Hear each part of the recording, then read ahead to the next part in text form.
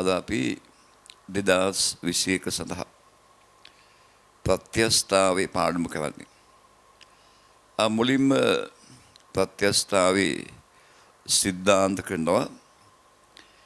ඊළඟට අපි ප්‍රත්‍යස්ථාවේ සම්බන්ධ ගණන් හදන විදිහ ඉගෙන ගන්නවා. ඊට පස්සේ අපි ප්‍රත්‍යස්ථාවේ ගැටලු විසඳීම කරන්නේ. අපි බලමු වස්තුවක ප්‍රත්‍යස්ථතාවයේ කියන ගුණය. යම් වස්තුවක් මත බලයක් යදුවාම හැඩය වෙනස් වෙලා. බලයක් යදුවාම හැඩය වෙනස් වෙලා. බලය ඉවත් කළාම නැවත මුල් තත්වයට පත්වීමේ ගුණය අපි හඳුන්වන්නේ ප්‍රත්‍යස්ථතාවයේ ලෙස. බලයක් යදූ විට හැඩය වෙනස් වී බලය ඉවත් කළ විට නැවත මුල් තත්වයට පත්වීමේ ගුණය අපි හඳුන්වන්නේ ප්‍රත්‍යස්ථතාවයේ ලෙස. මේ ගුණය හැම වස්තුවකම නැහැ. හැම වස්තුවකම මේ ගුණය නැහැ. මැටි ගුලියක් මත බලයක් යදුවාම හැඩය වෙනස් වෙනවා. බලය ඉවත් කළාට මුල් තත්වයට පත් වෙන්නේ නැහැ. මැටි ගුලියක නැහැ ප්‍රත්‍යස්ථාවේ කියන ගුණය. හැබැයි රබර් බෝලයක් මත බලයක් යදුවොත් හැඩය වෙනස් වෙනවා. බලය ඉවත් කළාම නැවත මුල් තත්වයට පත් වෙනවා. රබර් බෝලයක ප්‍රත්‍යස්ථාවේ කියන ගුණය තියෙනවා. අපි රබර් පටියක් කවන් බලයක් යදුවොත් හැඩය වෙනස් වෙනවා.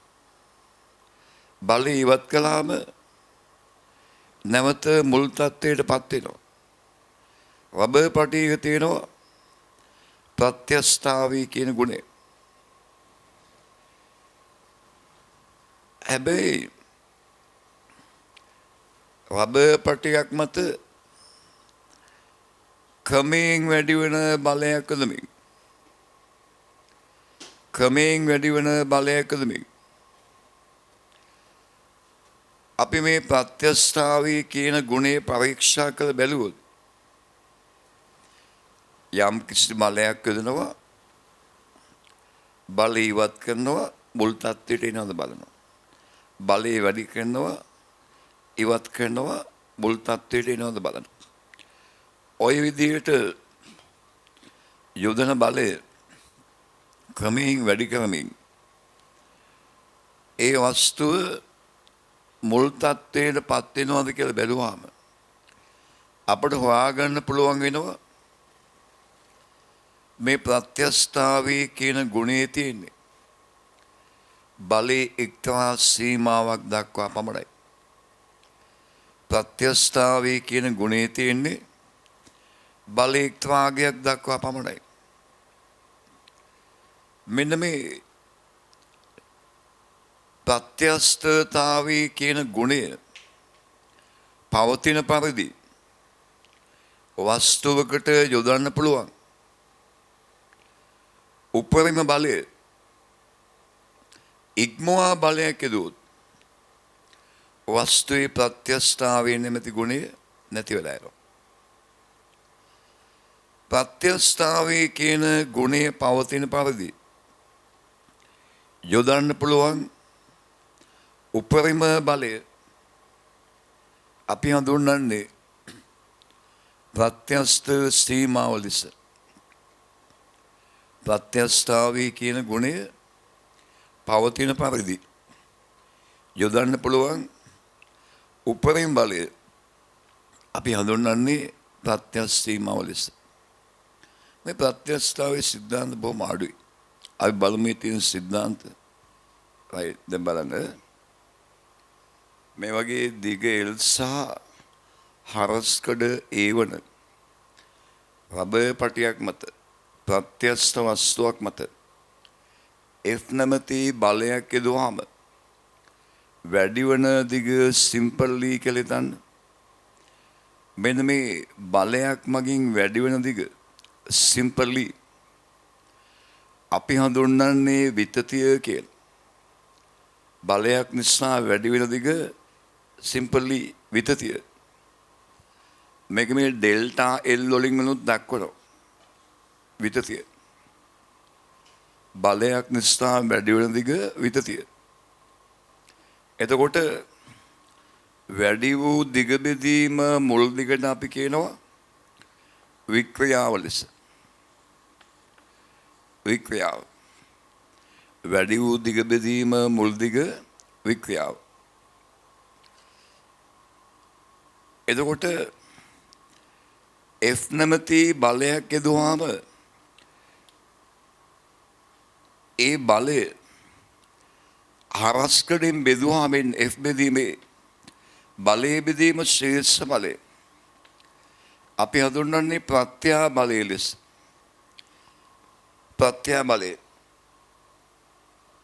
දැන් ප්‍රත්‍යස්ත සීමාව කියන්නේ ප්‍රත්‍යස්තතාවයේ නොඉක්මවන පරිදි යොදන්න පුළුවන් උපරිම බලයනේ. ඒක දෙන්නේ ප්‍රත්‍යා බලයක් හැටියට. ප්‍රත්‍යා බලයක් හැටියට දෙන්න හේතුව ප්‍රත්‍යස්ත සීමාවේ ප්‍රත්‍යා බලය යම් ද්‍රව්‍යයක් සඳහා නියතාගයක් වෙන බොහෝ විට. ප්‍රත්‍යස්ත සීමාවේ ප්‍රත්‍යා බලය බොහෝ අවස්ථාවලදී යම් ද්‍රව්‍යයක් සඳහා නියතයක්. ඒන ප්‍රත්‍යා බලය දෙන්නේ. අපිට ගණන් හදන්න ගියාම ප්‍රත්‍යස්ත සීමාව නොඉක්මවන පරිදි යොදන්න පුළුවන් උපරිම බලය හොයන්න වෙනවා. F හොයන්න වෙනවා ප්‍රත්‍යස්ත සීමා. දෙන්නේ ප්‍රත්‍යා බලය. එතකොට ප්‍රත්‍යා බලය දුන්නාම බලය හොයන්න නම් ප්‍රත්‍යා බලයේ එම ද්‍රව්‍යයේ ශ්‍රේෂ්ඨ බලයෙන් වැඩි කරනවා. දැන් බලයේ නිව්ටන්නේ ශ්‍රේෂ්ඨ බලයේ වර්ගමීටර. ප්‍රත්‍යා බලයේ ඒකක නිව්ටන් වර්ගමීටරයට.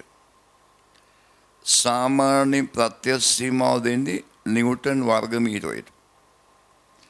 නිව්ටන් වර්ගමීටරය දුන්න ගමන් අපිට පේන්න ඕනේ මේ දීලා තියෙන බලය නෙවෙයි බලය බෙදීම ශ්‍රේෂ්ඨ බලය ප්‍රත්‍යා බලය. ප්‍රත්‍යා බලය දීලා තියෙන්නේ. එතකොට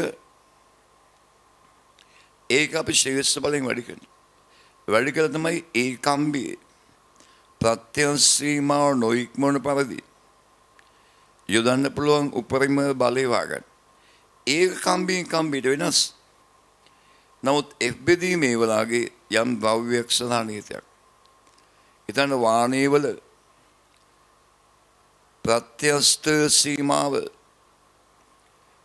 සීමාව දෙක වැඩි කිරීම 18යි නිව්ටන් වර්ගමීටරයට කියලා. ප්‍රත්‍යස්ත සීමාව. එතකොට ප්‍රත්‍යස්තතාවේ නොඉක්මවන පරිදි යොදන්න පුළුවන් උපරිම බලය හොයන්නේ. උපරිම බලය හොයන්නේ. මේ යගේ වැඩි කරන කම්බි හරස් වලින්. ඒ කම්බි හරස් වලින් වැඩි කළාම එම කම්බියේ ප්‍රත්‍යස්ත සීමාව නොඉක්මවන පරිදි යොදන්න පුළුවන් උපරිම බලය. right. බලය බෙදීම ශ්‍රේෂ්ඨ බලය ප්‍රත්‍යා බලය වැඩි වූ දිග විතතිය වැඩි වූ දිග බෙදීම මුල් දිග වික්‍රියාව. දැන් බලන්න මේ ප්‍රත්‍යස්ථාවේ තියෙන එකම නියමය තමයි ප්‍රත්‍යස්ථාවේ පිළිබඳ හුග්ගේ නියමය. ප්‍රත්‍යස්ථාව පිළිබඳ හුග්ගේ නියමය. මෙහෙමයි. ප්‍රත්‍යස්ත වස්තුවක යොදන බලයේ එක්තරා අගයක් දක්වා ආතතියයි විතතියයි සමානුපාතික වෙනවා. බලයක් යදුවම ආතතියක් ඇති වෙනවනේ. ඇති වෙන ආතතිය යොදන බලයේ සමානයි. ඇති වෙන ආතතිය යොදන බලයේ සමානයි. ඒ ආතතියයි විතතියයි සමානුපාතික වෙනවා. මෙන්න මේ ආතතිය සහ විතතිය සමානුපාතික වන පරිදි යොදන්න පුළුවන් උපරිම බලයට අපි කියන සමානුපාතික සීමා. ප්‍රත්‍යස්ත වස්තුවක බලයක් යදුවාම ආතතියක් ඇති වෙලා විතතියක් ඇති වෙනවා. බලය වැඩි කළාම විතතිය වැඩි වෙනවා. ඒක වෙන්නේ බලය වැඩි කළාම ආතතිය වැඩි වෙලා විතතිය වැඩි වෙනවා. බලයේ එක්තරා සීමාවක් දක්වා ආතතිය සහ විතතිය සමානුපාතික වෙනවා. මේ ආතතියයි විතතියයි සමානුපාතික වන පරිදි යොදන්න පුළුවන් උපරිම බලය අපි හඳුන්වන්නේ සමානුපාතික සීමාව කියලා. සමානුපාතික සීමාව. එතකොට සමානුපාතික සීමාව දක්වා ආතතිය සහ විතතිය සමානුපාතිකයි. සමානුපාතික සීමාව දක්වා ආතතිය සහ විතතිය සමානුපාතිකයි. මේක අපි හඳුන්වනවා ප්‍රත්‍යස්ථාවේ පිළිබඳ හුග්ගේ නියමය කියලා. ප්‍රත්‍යස්ථාවේ පිළිබඳ හුග්ගේ නියමය. ඊළඟට බලන්න ඔය සමානුපාතික සීමාව කියන්නේ ආතතිය සහ විතතිය සමානුපාතික වෙන පරිදි යොදන්න පුළුවන් උපරිම බලය ඒක දෙන්නේ ප්‍රත්‍ය බලයක් හැටියට. ප්‍රත්‍ය බලයක්. ඒකකයේ නිව්ටන් වර්ග මීටරයට. සමානුපාතික සීමාව බලයක් දෙන්නේ ප්‍රත්‍ය බලයක් හැටියට. හේතුව යම් ද්‍රව්‍යයක් සනාමේ සමානුපාතික සීමාවේ ප්‍රත්‍ය බලය නියතයක්. යම් ද්‍රව්‍යයක් සනා. එන කම්බි ගොඩාක් කියනකොට හැම එකේම සමානුපාතික සීමාව බලයක් හැටියට දෙනවට වඩා ප්‍රත්‍ය බලයක් හැටියට දුන්නාම ඔක්කොටම පොදුයි. එක එක කම්බියේ සමානුපාතික සීමාව වෙනස්. කියන්නේ සමානුපාතික සීමාව නොයික් වෙන පරිදි යොදන්න පුළුවන් බලය වෙනස්. බලය වලින් ප්‍රත්‍ය බලයේ ශේෂ බලය වැඩි කරනවා. දැන් මතක තියාගන්න ප්‍රත්‍යස්ත සීමාව දෙන්නේ සමානුපාතික සීමාව දෙන්නේ ප්‍රත්‍ය බලයක් හැටියට. බලය බෙදීම ශේෂ බලයක් හැටියට. එහෙම දුන්නාම බලය වෙන්නේ ප්‍රත්‍ය බලයේ ශේෂ බලයෙන් වැඩි කරනවා. ඒ ප්‍රත්‍ය බලය වැඩි කරනවා ශේෂ බලය. right. ඊළඟ අවස්ථාව මේ වස්තුව මත බලයක් යොදනකොට ඒ බලය යොදන්න පුළුවන් දිශා ඕන තරම් තියෙනවා. හැබැයි යොදන බලය වස්තුවට උපරිම වශයෙන් දැනෙන්නේ ඒ වගේම බලයයි ආතතියයි සමාන වෙන්නේ මෙන්න මේ වස්තුව දිගීම බලය දුවොත් මේ පැත්තට බලය දුවොත් මෙහාට බලය දුවොත් යොදන බලයයි ආතතියයි සමාන වෙන්නේ යොදන බලය උපරිමව දැනෙන්නේ වස්තුව දිගීම බලය දුවොත් අන්වායාම ලෙස බලය දුවොත් අනේම අන්වායාම ලෙස යොදන බලයක් වස්තුව දිගීම බලයක් යදුවාම ඒ වෙලාවේ ප්‍රත්‍ය බලයට කියනවා ආතන්‍ය ප්‍රත්‍ය බලය. ඒ වෙලාවේ ප්‍රත්‍ය බලයට කියන්නේ ආතන්‍ය ප්‍රත්‍ය බලය. ඒ වෙලාවේ වික්‍රියාවට කියන්නේ ආතන්‍ය වික්‍රියාව. වස්තු දිගීම බලය දුවාම ප්‍රත්‍ය බලය ආතන්‍ය ප්‍රත්‍ය බලය. ඒ වෙලාවේ ඇති වෙන වික්‍රියාවම ආතන්‍ය වික්‍රියාව. මේ යම් ද්‍රව්‍යයක් සඳහා ආතන්‍ය ප්‍රත්‍යාබලෙත් ආතන්‍ය වික්‍රියාවෙත් අනුපාතේ නියතයක්. ආතන්‍ය ප්‍රත්‍යාබලෙත් ආතන්‍ය වික්‍රියාවෙත් අනුපාතේ නියතයක්. ඒ අනුපාතයේ නියත වෙන සමානුපාතික සීමාවට. සමානුපාතික සීමාව දක්වා ආතන්‍ය ප්‍රත්‍යාබලේ ආතන්‍ය වික්‍රියාවේ අනුපාතයේ නියතයක්. අන්නේ අනුපාතෙත් තමයි අපි කියන්නේ යම්මාපාංකය. අපි මාන ගැනීම ඉගෙන ගත්තී යම්මාපාංකය ගන්න ඕනේ. ඒක ඉන්නේ මෙතන. ප්‍රත්‍යස්ත වස්තුවක සමානුපාතික සීමාව දක්වා ආතන්‍ය ප්‍රත්‍යාබලෙත් ආතන්‍ය වික්‍රියාවෙත් අනුපාතේ නියතයි. මෑත කාලේ මේ ඊ වෙනුවට දාලා තියෙන ඩෙල්ටා එල්.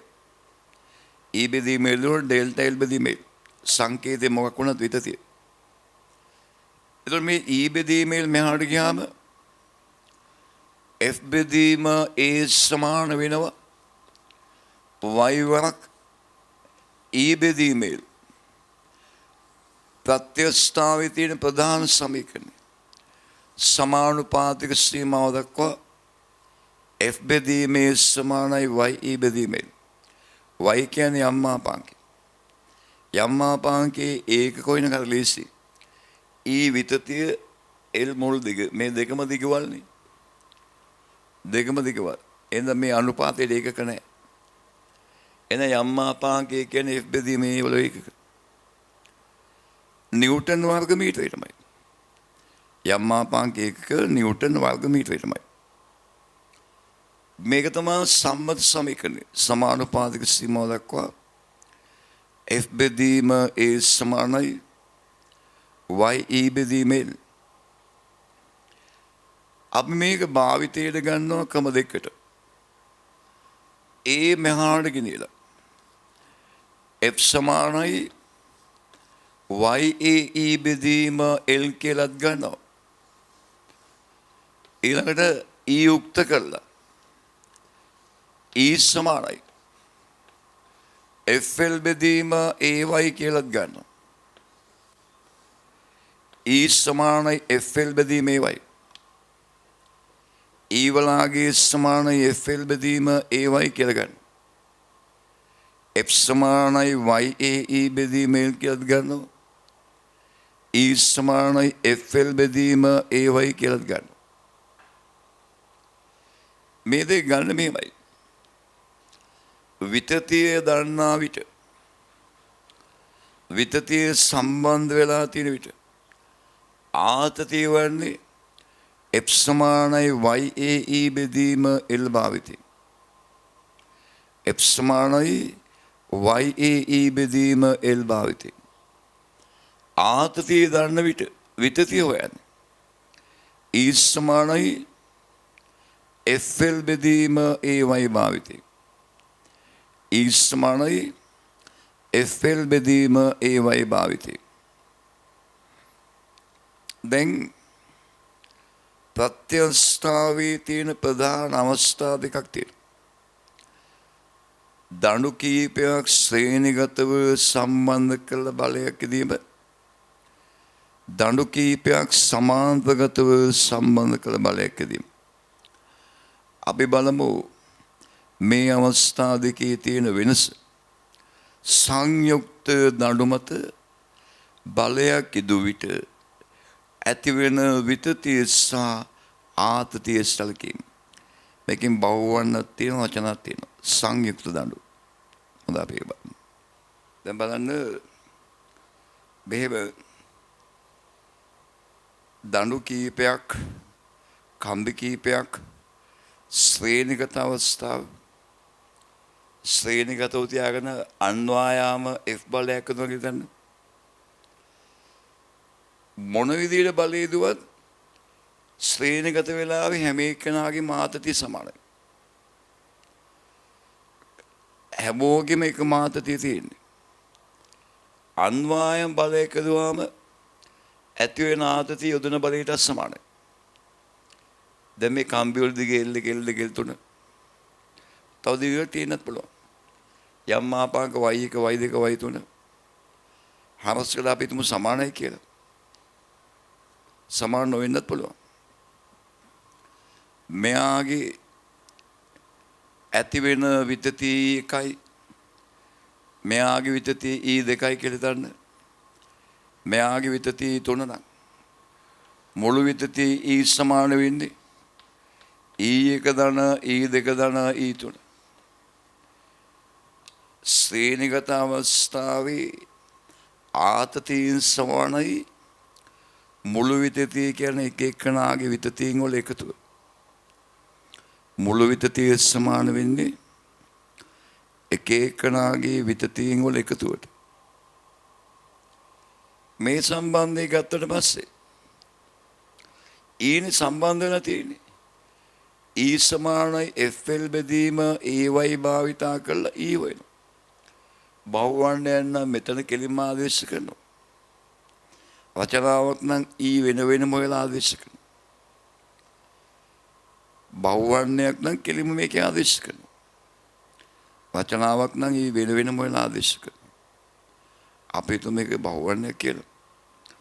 එතකොට E සමානයි E1 FL බෙදීම AY මෙයාගේ F වලගේ F දිග L1යි.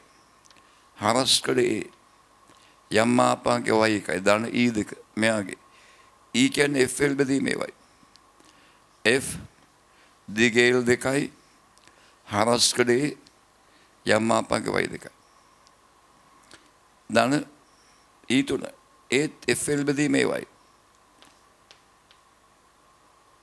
බලය f දිග l3යි fl හරස්කඩේ යම් මාපාංක y3 ඔය දෙක එකතු ගන්න.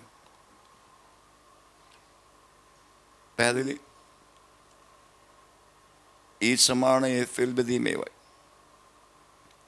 ඉතින් ගොඩක් වෙලාවට මේක E දෙනවා. E දෙනවා. නැත්තම් F දෙනවා. දිගවල් දෙනවා, හරස්කඩ දෙනවා, යම් මාපාංක දෙනවා. E දුන්නොත් F හොයන්න පුළුවන්, F දුන්නොත් E හොයන්න පුළුවන්. තේරුණාද? E දුන්නොත් F හොයන්න පුළුවන්, F දුන්නොත් E හොයන්න පුළුවන්. ශ්‍රේණිගත අවස්ථාවේ දැනගන්න තියෙන්නේ හැම එක්කෙනාගේ මාතතිය සමානයි එක එක්කෙනාගේ විතතීන් වල එකතුව මුළු විතතිය. දැන් අපි බලමු සමානගත අවස්ථාව. දැන් හිතන්න මෙහෙම දිග කැපිටල් L වන හරස්කඩ A1 A2 වන යම් මාපාංක y1 y2 වන දඩු දෙකක් සමාන්තරගතවයි කියලා තියෙනවා. එකට පාසල තියෙනවා කියලා හිතන්න. එකට පාසල. දැන් මෙහෙම F බලයක් හදනවනේ. හිතන්න F බලයක් හදනවා කියලා. එකට පාසල තියෙනවා නම් දෙන්නම දිග වැඩි වෙන එක ප්‍රමාණය. මේ සමාන්තරගත අවස්ථාවේදී මේ විතතියෙන් සමානයි. එකට පාසල තියෙනවා නම් මෙයාගේ විතතිය මෙයාගේ විතතිය සමානයි. යොද බලයේ තියෙන බෙදලා යනවා. මෙයාට ඇති වෙන ආතතිය F1යි මෙයාගේ ආතතිය F2යි කියලා හිතුවනම් මුළු ආතතිය F සමාන වෙන්නේ F1 ධන F2ට. ඔන්න සමාන්තරගත අවස්ථාවේ ආතතියින්ගේ එකතුව මුළු බලයට සමාන කරනවා. ශ්‍රේණිගත අවස්ථාව විතතියින්ගේ එකතුව මුළු විතතියට සමාන කරනවා.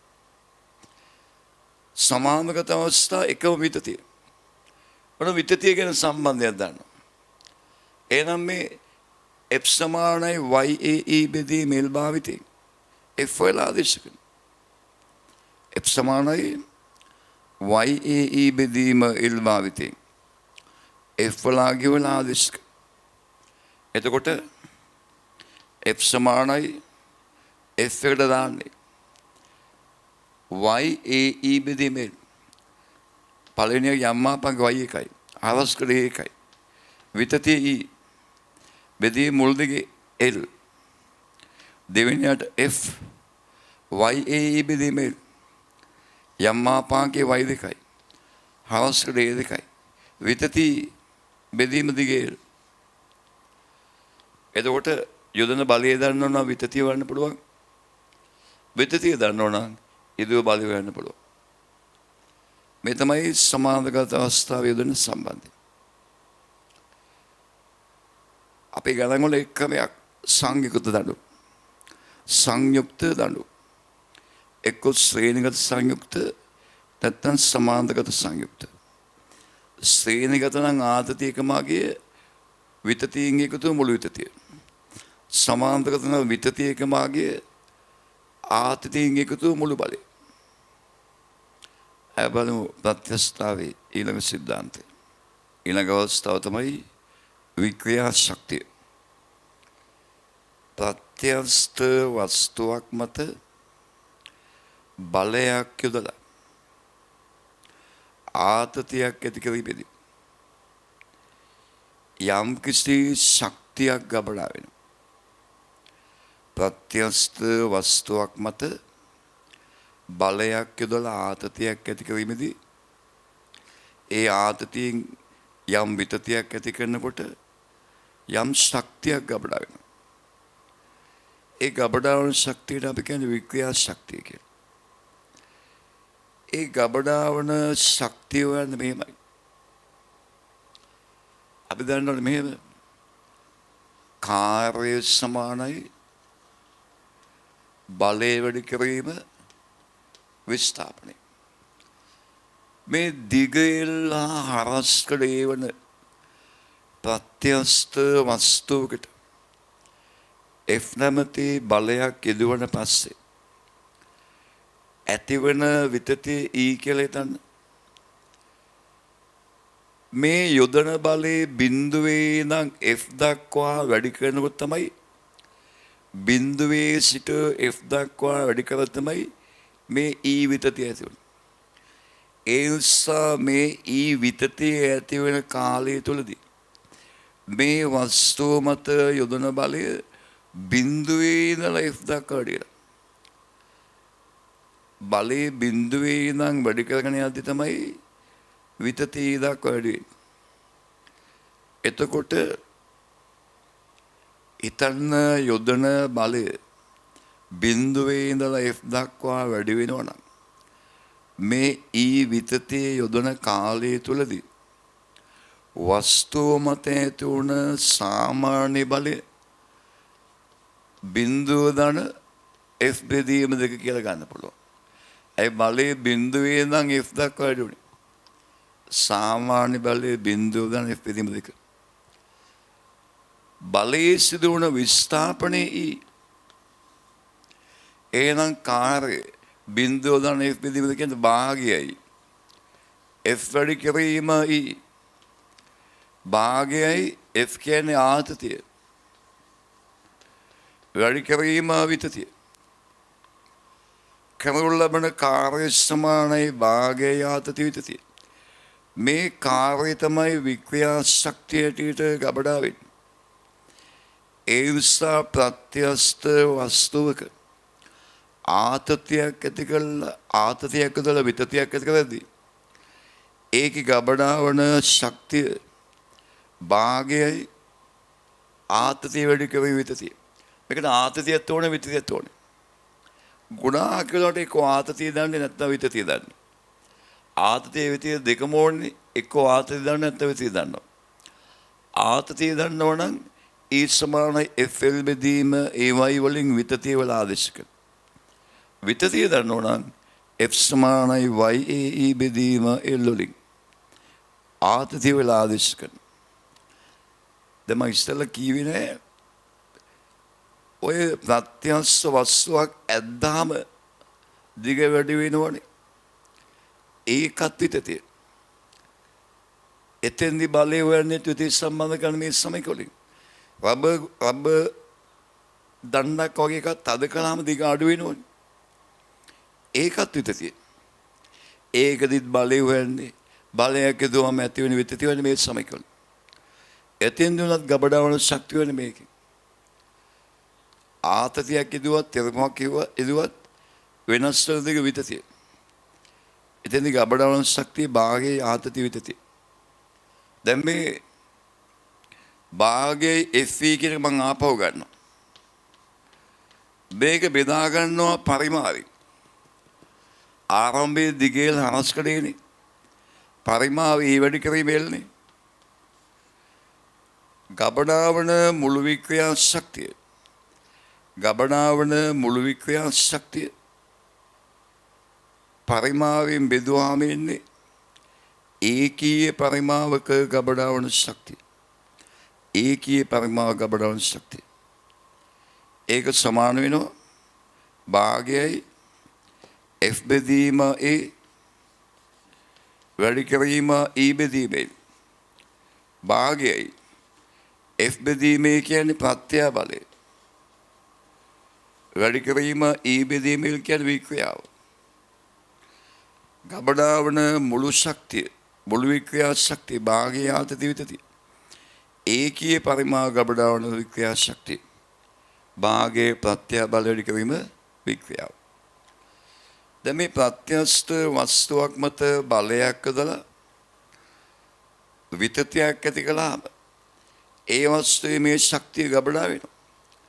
බලය ඉවත් කළ මුල් දිගට එද්දී ඔය ගබඩාවල තිබෙන ශක්තිය අයින් වෙනවා. ඒ වික්‍රියා ශක්තිය අයින් වෙනවා. ඒ වික්‍රියා ශක්තිය අයින් වෙලා වෙනස් ශක්තියක් බවට පරිවර්තනය වෙනවා.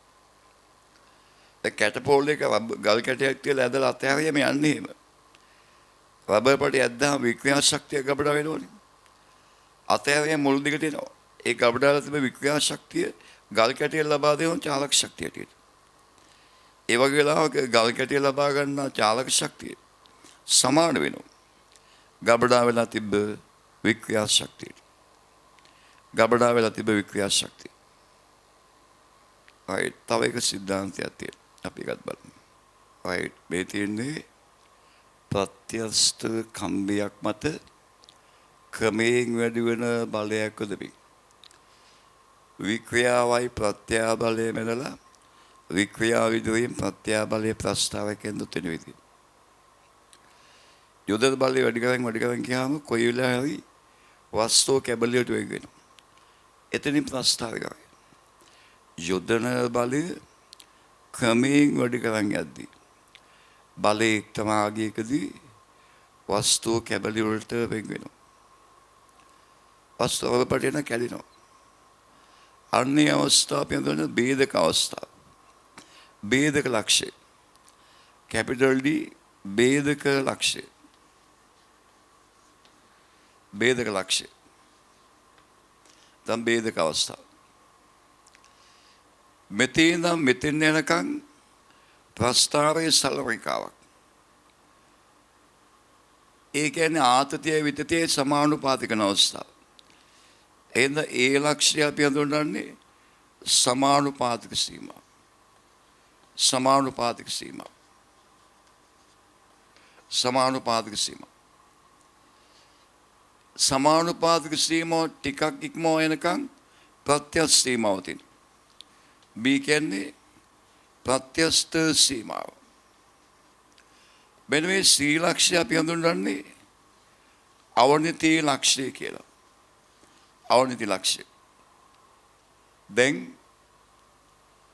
B ඉක්මවාට පස්සේ ප්‍රත්‍යස්ත සීමාව ඉක්මවා බලයක් යදුවොත් ප්‍රත්‍යස්ත සීමාව ඉක්මවා බලයක් යදුවොත් අතහැරියට මුල් තත්ත්වයටපත් වෙන්නේ. ප්‍රත්‍යස්ත සීමාව ඉක්මවලා බලයක් යදුවොත් අතහැරියට මුල් තත්ත්වයටපත් වෙන්නේ. අපි යොදන බලයේ ප්‍රත්‍යස්ත සීමාව ඉක්මවලා යොදනවා. අතහැරියට මුල් තත්ත්වයටපත් වෙන්නේ. අනිත් එක තමයි මේ ප්‍රස්ථාරයෙන් ප්‍රත්‍යාබල වික්‍රියා සටහන x අක්ෂයෙන් වටවන ශේෂ්ඨඵලය තියෙනවා. x අක්ෂයෙන් වටවන ශේෂ්ඨඵලය. අන්නේ ශේෂ්ඨඵලයෙන් ලැබෙන්නේ ගබඩාවන වික්‍රියා ශක්තිය. ප්‍රත්‍යාබල වික්‍රියා සටහනක x අක්ෂයෙන් වටවන ශේෂ්ඨඵලය. මේ හැඩේම තියෙන්න ඕනේ. මෙතෙන්න කොතෙන්ද යන්දාම ඒ අඳින ප්‍රස්තාවය එක්සක් ශේගුවට වන ශේෂ්ඨ ඵලය සමාන වෙනවා. එක්සක් ශේගුවට වන ශේෂ්ඨ ඵලය සමාන වෙනවා. ගබඩාවල තියෙන වික්‍රියා ශක්තිය. මේ තමයි සිද්ධාන්ත. ආය ප්‍රායෝගික පරීක්ෂණ තියෙන. එතනින් යන ගණන් හදන්න තියෙන. අපි ගණනුත් හදන අවස්ථාවේ ප්‍රායෝගික පරීක්ෂණ කරනවා. අපි ඊළඟ වීඩියෝවේ මේක එක ගණන් හදන්න ඉගෙන ගන්නවා. ඒ වීඩියෝ එක බලන්න කලින් මෙන්න මේ සිද්ධාන්ත තියෙන්නේ ඒ සියල්ලම ඊටාම නිවර්දිව අධ්‍යයනය කලින් පොම් පොඩ්ඩයි තියෙන්නේ.